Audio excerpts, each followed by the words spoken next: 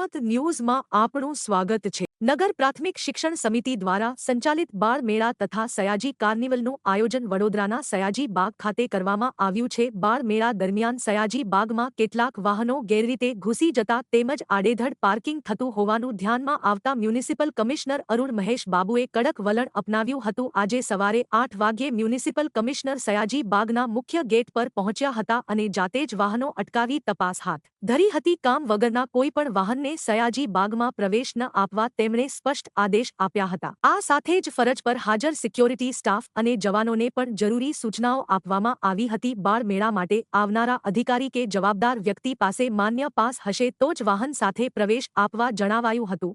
Municipal કમિશનરની આ કાર્યવાહીથી સયાજી બાગમાં શિસ્તબદ્ધ વ્યવસ્થા અને બાળકોની સલામતી પ્રત્યે તંત્રની ગંભીરતા સ્પષ્ટ થઈ છે।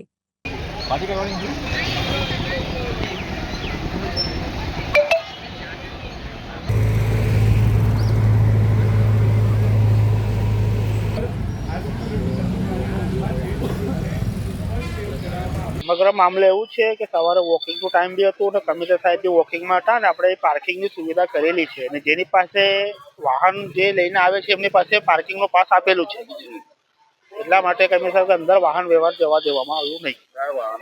મોટા મોટા વાહનો બી હતા, 4 વ્હીલરો હતી, ટેમ્પા બધા હતા, પણ જેમાં સર સામાન હતું કે જે સ્ટોલનો સામાન એ કંઈક સામાન ખાલી કરીને ગાડીઓ બહાર બોલાવી દેતા હતા અને બીજી નાની 2 વ્હીલરો કે જેવી કોઈ ગાડી હોય એના માટે આ પાર્કિંગની વ્યવસ્થા કરી છે, જેની પાસે પાર્કિંગનો પાસ છે।